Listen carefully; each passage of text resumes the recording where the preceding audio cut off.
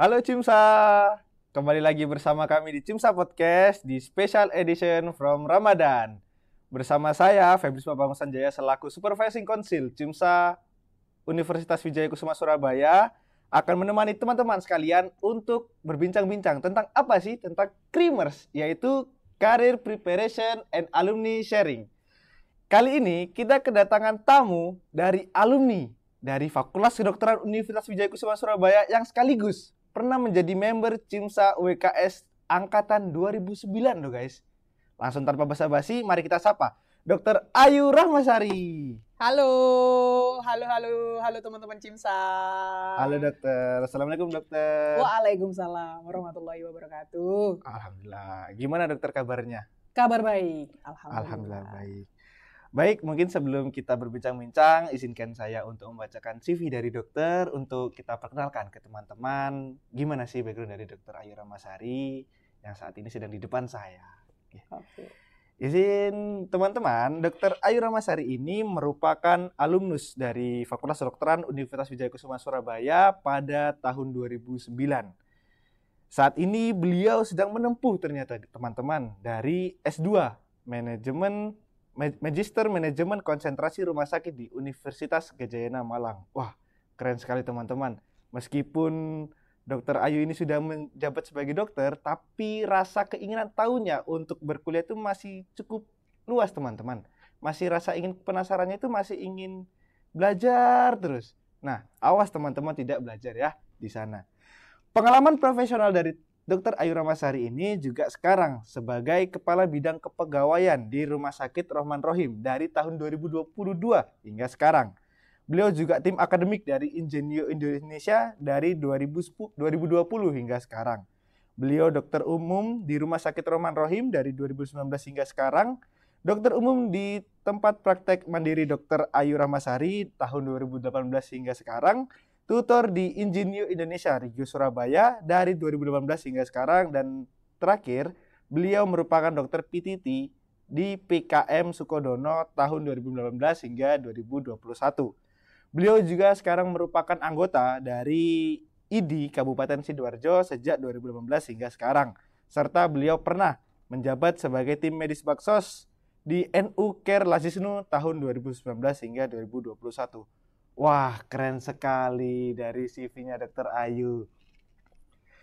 Dokter, dari saya membaca CV-nya dokter ini cukup padat ternyata.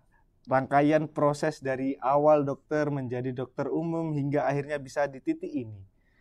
Kira-kira gimana sih dokter untuk persiapannya dulu waktu menjabat di preklinik itu apa aja yang dipersiapkan? Atau memang sudah kepikiran untuk menjadi yang banyak ini dokter? Oke, jadi kalau zamannya dulu mahasiswa pasti sukanya adalah kuliah, ikut organisasi, ngumpul sama teman-teman, pulang istirahat. Nggak pernah berpikir, oh nanti kalau udah kerja mau jadi begini ya, sengalirnya aja. Tapi seenggaknya kita tuh punya planning ya. Jadi punya 2 years plan atau punya 5 years plan. Nah, itu dulu yang disarankan oleh Prof. Rika waktu itu pembimbing TA. Ya. Nah, terus pada saat proses kuliah, ya kita menjalani preklinik ya selayaknya teman-teman sekarang ya. Kadang juga rajin kuliah, kadang ada kalanya lagi males tiba-tiba TA. Nah, ini ya nggak boleh ya, no ya sekarang. Jadi teman-teman belajar yang baik, karena sekarang kan kalau Mbak Ayu lihat itu pola atau kurikulumnya itu berbeda. Kalau Mbak Ayu dulu masih sistemnya adalah KBK. Kalau sekarang teman-teman sudah sistem blok. Nah, yang artinya teman-teman tuh sudah belajarnya itu sesuai dengan sistem organ. Kan gitu ya. Tinggal nanti dirangkai dengan belajar evidence based practice. Nah, nanti akan tahu tuh dasar-dasar keilmiannya, kenapa penyakit ini bisa gimana, apa segala macam kayak gitu. Nah, tentu persiapannya selama preklinik kalau mau ke dunia koas atau dunia klinik, maka teman-teman yang pasti pertama kali harus dipelajari adalah ilmu kedokteran sesuai dengan SKDI atau Standar Kompetensi Dokter Indonesia.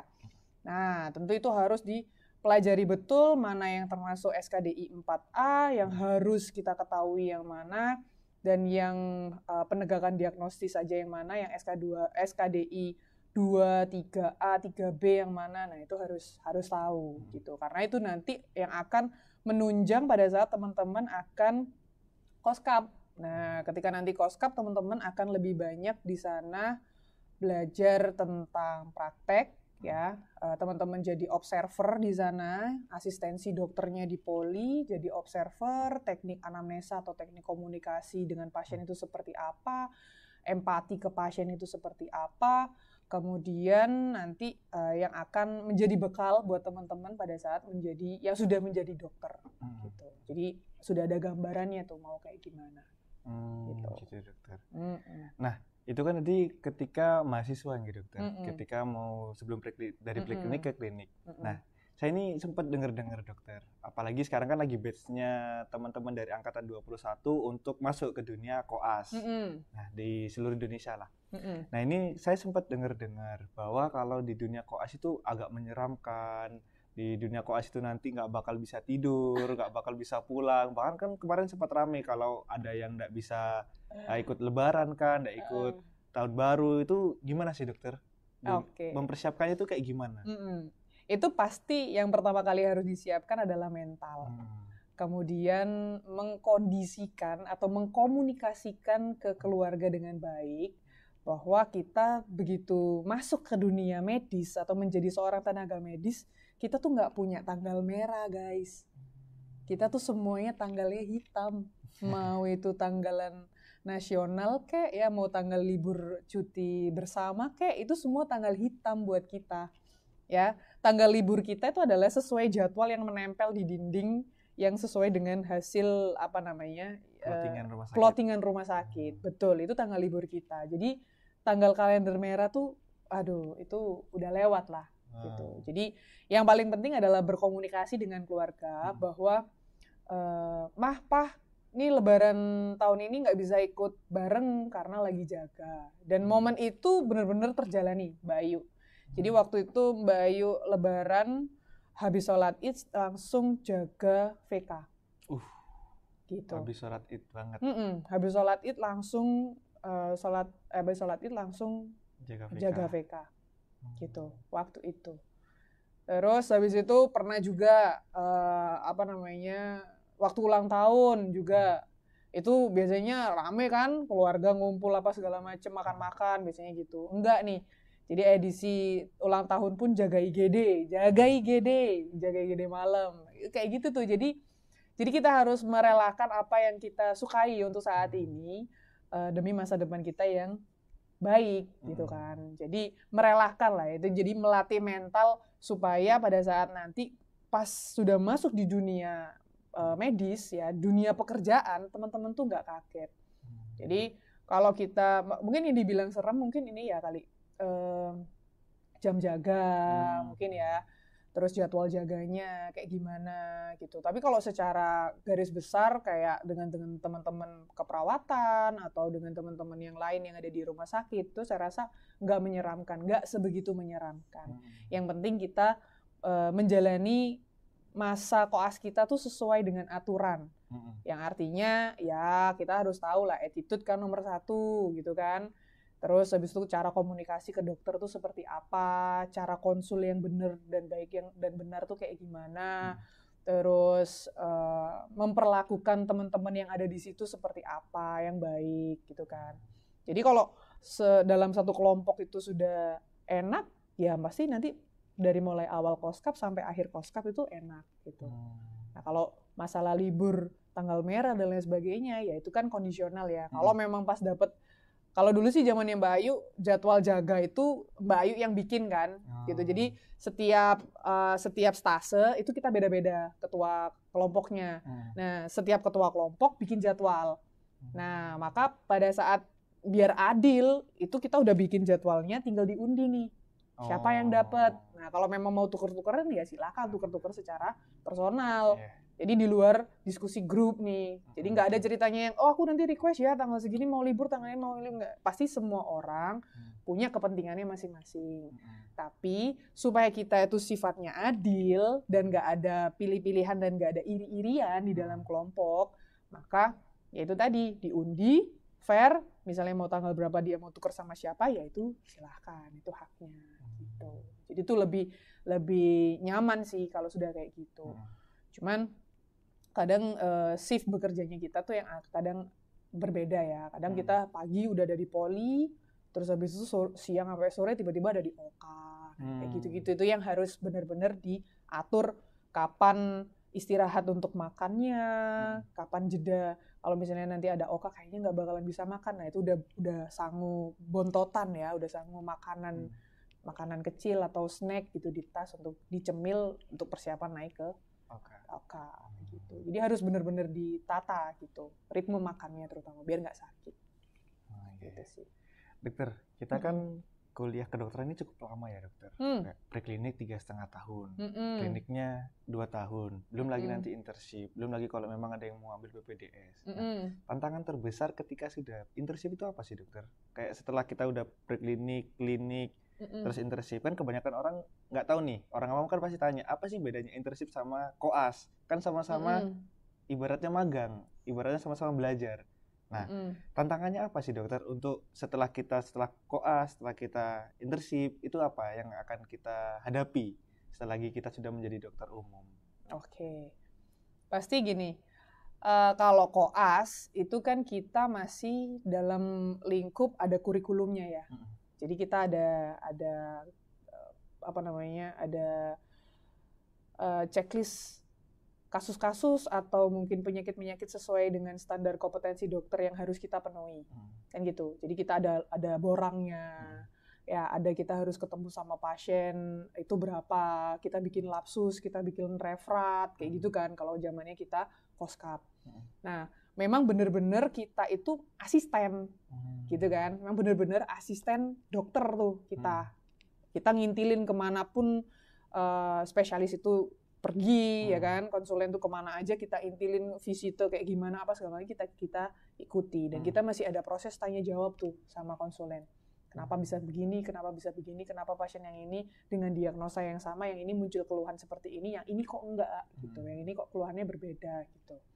Tapi kalau kita sudah masuk di dunia internship, ya di internship itu kita diberikan waktu selama 1 tahun untuk mencoba dunia pekerjaan kita.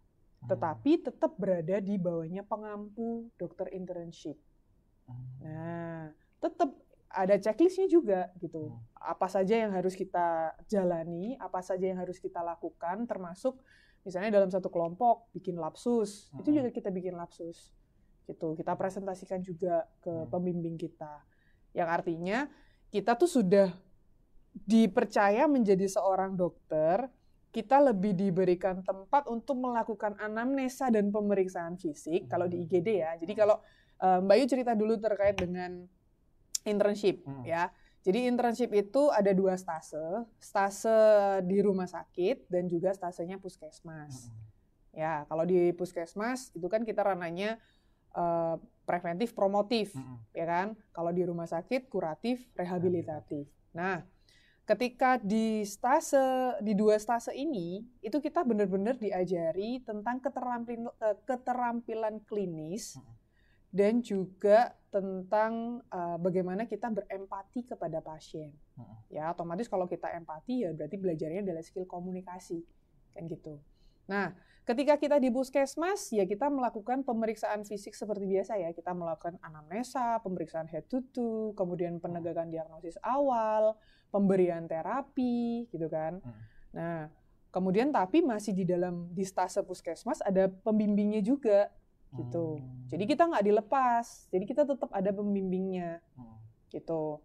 Nanti kalau misalnya ada kesalahan-kesalahan, ya pasti kita akan ditegur kan. Nah, tapi kita juga harus belajar dari kesalahan-kesalahan tersebut. Misal contoh, jadi waktu itu Mbak Ayu internship di Banyuwangi, di RSUD Genteng. Dan kita dapat stase puskesmasnya itu di Puskesmas Sempu. Kita tahu bahwa obat di puskesmas tuh nggak sebanyak yang ada di rumah sakit. Obatnya sangat terbatas dan sangat dasar sekali. Batuk pilek paling ya adanya obat alergi di situ kan, obat CTM lah, paracetamol lah, kayak gitu kan, yang dasar. Suatu ketika pernah tuh Mbak Ayu tulis resep dan obat tersebut nggak ada di di puskesmas nggak ada, sedang habis gitu. Baru yang terakhir tidak dikasihin ke pasien yang sebelumnya, udah habis. Nah, petugas puskesmas tuh datang ke kita, tapi tidak langsung bilang, maksudnya tidak langsung bilang, dokter maaf obat yang ini habis nih gitu, enggak. Tapi mereka tuh datang ke Mbak Ayu, bisikin Mbak Ayu, dokter mohon maaf resepnya tadi obatnya nggak ada gitu. Nah, maka kita harus mengkomunikasikan ke pasien. Kita kan nggak mungkin bilang, oh maaf Bu, ini obatnya nggak ada nih, gitu. Kita nggak bisa ngasih obat Ibu nih, Ibu beli aja di luar, nggak bisa kayak gitu dong.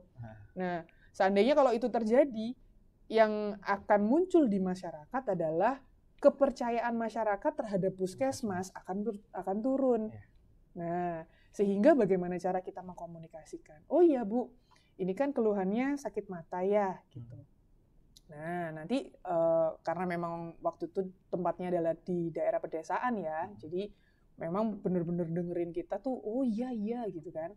Nah, mereka benar-benar mengikuti advice kita dengan baik. Jadi nanti bangun tidur nih, diketip-ketipin matanya di air bersih gitu kan. Karena kan tetes matanya nggak ada nih ceritanya. Yang kita bisa KIE kan personal hygiene kan, yang bisa kita KIE.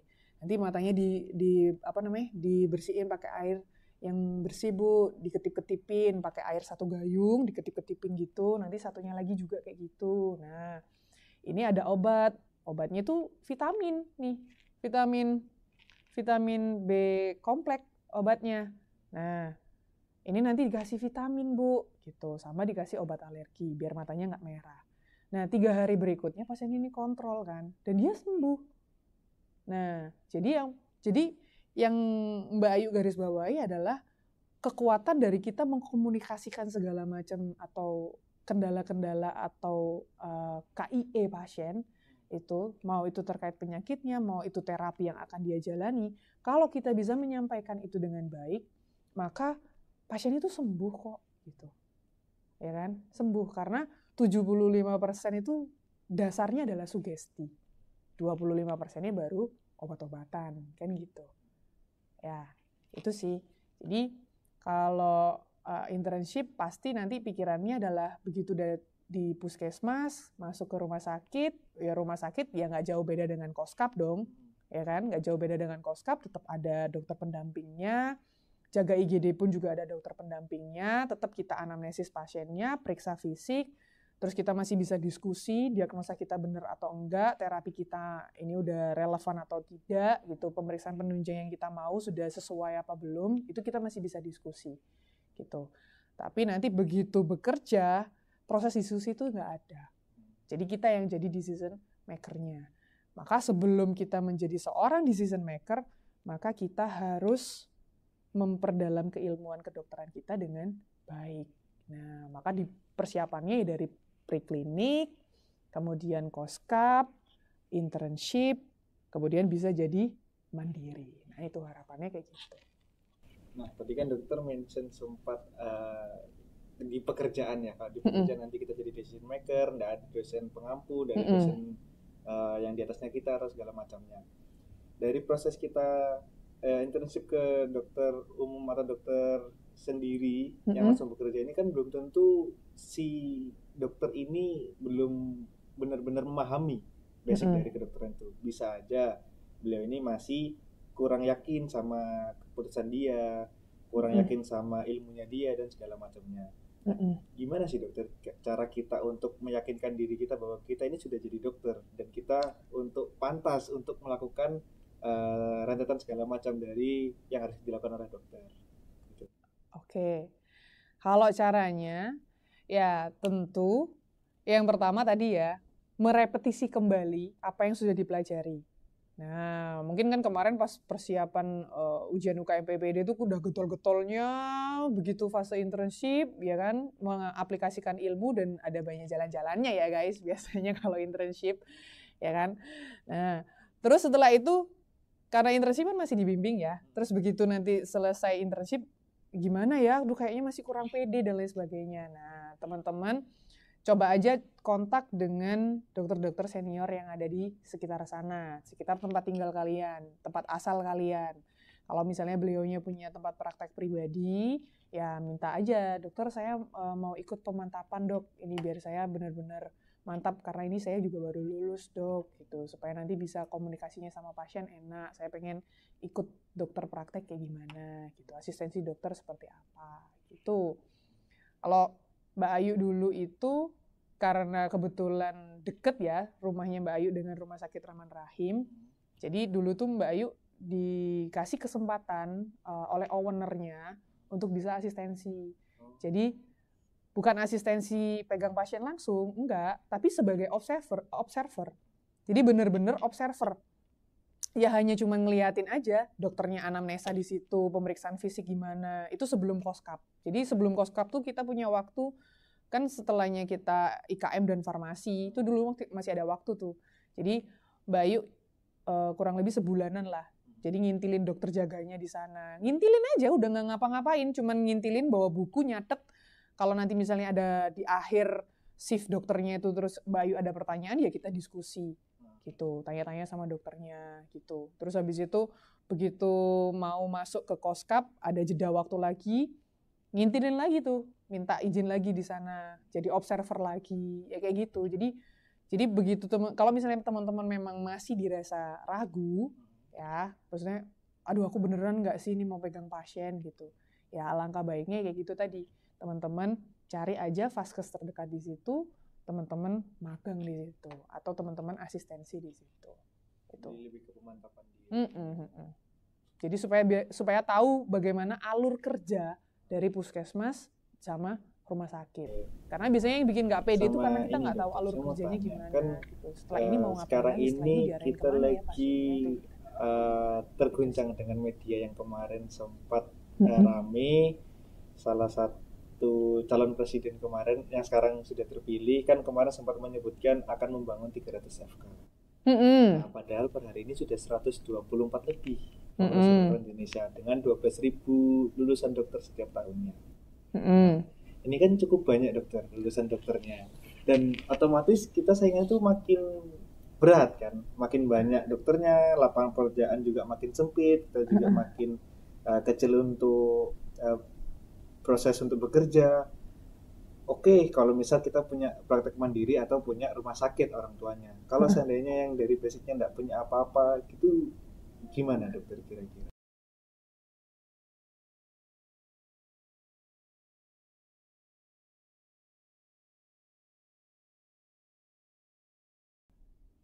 Oke. Ini menyikapi dengan banyaknya FK yang baru, ya. Banyaknya dokter sih lebih tepatnya. Oh ya, otomatis kalau banyaknya dokter kan dari FK-nya. FK-nya kan sekian, maksudnya semakin ke sini jumlah FK-nya kan banyak ya. Kalau dulu aja Mbak Ayu cuma ada 3 ya. Sekarang aja sudah lebih dari 5 ya, kan gitu. Kalau dulu waktu Mbak Ayu itu UNER, UHT, sama Wijaya Kusuma. Kalau sekarang kan sudah ada baru. Ada 14 sekarang di Surabaya. Oh, Surabaya sudah ada 14 ya. Luar biasa. Nah, artinya gini, sebetulnya arah dari pembangunan pemerintah terkait dengan memproduksi dokter itu secara banyak, karena memang dari jumlah penduduk Indonesia sendiri itu kan kurang lebih 270 ribu juta jiwa kan. Yang artinya kalau misalnya satu dokter tuh 1.000 pasien kan masih kurangnya banyak banget kan. Nah, permasalahannya adalah bukan karena banyaknya FK, banyaknya dokter yang dihasilkan setiap tahunnya, tapi yang menjadi tantangan adalah bagaimana caranya memeratakan dokter ini, gitu. Karena ketika Mbak Ayu lihat di websitenya IDI ya, itu kan ada pemetaan keanggotaan IDI itu di Indonesia ada berapa orang. Nah memang sebagian besar masih Java sentris. Masih di Jawa tuh masih banyak banget dokternya. Nah sementara yang kurang itu adalah di daerah-daerah kepulauan. Nah itulah kenapa ada program internship. Ya kan? Supaya dokter-dokter ini minimal dilakukan pemberataan supaya tahu nih daerah-daerah ini seperti apa gitu, ya kan? Ada lagi kalau dokter spesialis itu ada WKSD, jadi dia setelah spesialisnya selesai dia 1 tahun juga praktek ke daerah terpencil juga gitu. Jadi untuk pemberataan itu tadi, jadi setelah mereka sekolah diletakkan di sini gitu. Nah, nanti tergantung setelahnya kalian internship, setelahnya kalian sekolah spesialis, maunya baliknya kemana gitu. Nah, kalau misalnya baliknya ke Jawa, ya ke Jawa, Jawanya udah banyak banget. Nah, ketika baliknya ke Jawa lagi gimana Mbak gitu kan. Nah, ini yang menjadi tantangan adalah kalian mau jadi yang seperti apa. Itu dulu. Kalau kalian mau jadi dokter IGD, ya kalian ngelamar ke rumah sakit, jelas. Terus ngirim buat CV yang semenarik mungkin, dikirimkan pengalaman organisasi ya, itu penting. Jadi dicatat di CV-nya itu, terus dikirimkan lamarannya kemana-mana, persiapan juga untuk credentialing. Jadi credentialing itu ada proses wawancara dan juga tanya jawab tentang keterampilan klinis kita seperti apa, gitu. Kemudian kalau kita mau mencoba PTT ya, mendaftar ke Indonesia Sehat, ya daftar, apply di situ. Atau misalnya kalian mau jadi dokter volunteer di misalnya di tim vaksin dan lain sebagainya, lah itu daftar aja gitu. Atau mau ikut jadi volunteer di Rumah Sakit Apung, Satya Airlangga, kalian daftar aja gitu kan. Terus kalau misalnya kalian mau praktek mandiri, nah ini dia. Kalau praktek mandiri, itu harus bisa personal branding. Karena dokter umum itu ada banyak sekali. Ya, jadi karena saking banyaknya, kalian harus bisa menciptakan suasana yang berbeda dari tempat praktek kalian. Kemudian komunikasi dengan pasien yang baik. Terus dan kerjasama dengan pihak lain yang tentunya juga menunjang dari pelayanan kesehatan kalian. Misal dokter ini kerjasama sama apotek mana, kerjasama sama laboratorium mana, gitu kan. Yang artinya pasien ini ketika dia diberikan, oke, kita nanti akan melakukan pemeriksaan penunjang laboratorium ini, nanti diarahkan ke mana gitu. Itu kan sebuah kenyamanan ya yang diberikan, kejelasan, dimana kalau tujuannya itu jelas pasti kan nyaman tuh jatuhnya, ya kan. Nah nanti hasilnya dikonsultasikan ke kita lagi gitu, kita akan bacakan Bu nanti hasilnya seperti apa. Jadi yang paling penting kalau sekarang, kalau Mbak Ayu lihat adalah sekarang pasien tuh sukanya adalah diskusi sama dokternya, ya kan. Karena sekarang internet sudah ada di mana-mana. Mereka juga bisa searching penyakitnya di internet dengan baik. Kalau kita tidak bisa memanfaatkan teknologi dengan baik, nah kita juga yang akhirnya kegerus, betul ya. Maka personal branding itu benar-benar teman-teman harus dilakukan gitu. Kalau pengen praktekan kalian itu bisa berjalan dengan baik dan dikenal sama orang banyak gitu. Oke, terima kasih banyak dokter atas insight-insightnya, masukannya. Mungkin terakhir deh dokter, ada saran nggak, pesan untuk kami yang dari mahasiswa sekarang berklinik, ketika nanti mau ke koas itu harus mempersiapkan apa, yang koas ke internship mau mempersiapkan apa, yang internship mau bekerja persiapkan apa. Satu lagi deh, dari anak SMA yang mau masuk FK deh. Kok makin jauh nih?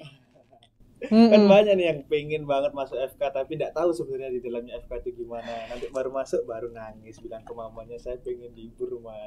Itu yang kita hindari kan. Mungkin ada masukan saran untuk kami dokter selaku yang masih belajar untuk. Oke.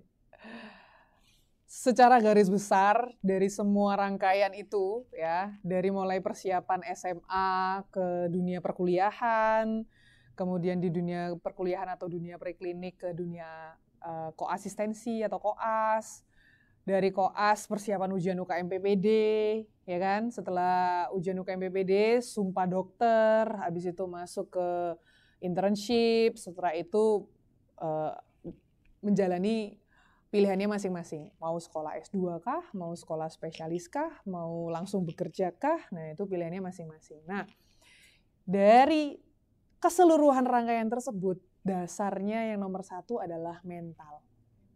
Betul, mental ya. Jadi kalau udah mentalnya itu sekuat baja, mau menjalani rutinitas yang bagaimanapun itu Mbak Ayu rasa pasti akan kuat dan stabil ya. Jadi kalau memang pengen masuk ke kuliah kedokteran, maka mentalnya benar-benar harus disiapkan. Karena nanti kalian itu menjadi seorang dokter yang mengambil keputusan di tengah pasien yang misalnya nih pasiennya histeris atau apa yang bikin akhirnya suasananya menjadi kacau atau banyak pressure yang diberikan ke kalian ya, banyak tekanan dari kanan kiri. Kalian harus bisa mengambil keputusan itu dengan tenang, harus bisa mengkomunikasikan itu dengan baik kepada pasiennya. Jadi kalau pasiennya nangis-nangis, kita kan nggak boleh nangis-nangis juga kan. Jadi kita harus tetap melihat atau kita tetap harus berempati sama pasiennya kan gitu. Jadi benar-benar mental itu adalah nomor 1. Ketika mentalnya sudah terbentuk, maka membuat komitmen di dalam dirinya ya untuk siap belajar seumur hidup ya. Jadi dokter itu belajarnya adalah seumur hidup. Nggak cuman begitu lulus dokter ya udahlah habis itu nggak belajar, enggak. Jadi kita begitu lulus, kita itu punya target dulu itu dari kolegium ya, dari ID, itu kita harus ngumpulin SKP.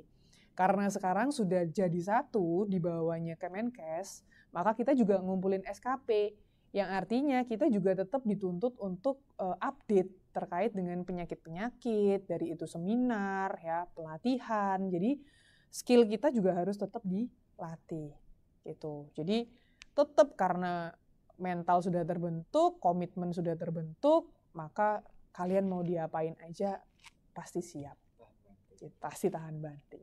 Berarti kesimpulannya Mas FK dilarang manja. Oh iya bener, nggak boleh. No manja-manja club ya gitu. Jadi harus bener-bener fight gitu. Jadi itu pesan untuk teman-teman SMA yang mau masuk kuliah kedokteran, masuk FK dilarang manja.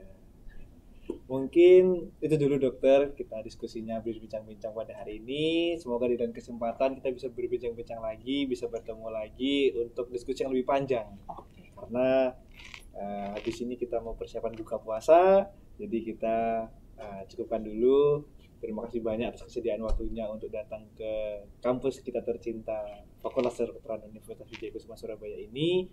Terima kasih sudah pernah menjadi bagian dari CIMSA dan terima kasih sudah menjadi alumni yang sangat memberikan insight kepada kami. Saya selaku moderator pada hari ini memohon maaf sebesar-besarnya jika ada kesalahan, baik itu kata maupun perbuatan. Semoga tidak mengena di hati dokter. Itu terima kasih banyak dokter. Semoga kita ketemu di lain kesempatan. Amin. Ketemu di lain kesempatan seminar ya, udah jadi dokter ya. Oke. Mungkin terakhir dokter kita sapa penonton dengan jargon dari CIMSA, Be Active with CIMSA. Oke teman-teman, terima kasih sudah menonton podcast pada kali ini. Semoga memberikan insight kepada teman-teman dan memberikan masukan serta teman-teman bisa mendapatkan positif dan membuang negatifnya. Dan teman-teman bisa mempersiapkan nanti kita akan bagaimana ke jenjang berikutnya. Dan sekali lagi terakhir, be active with CIMSA. CIMSA.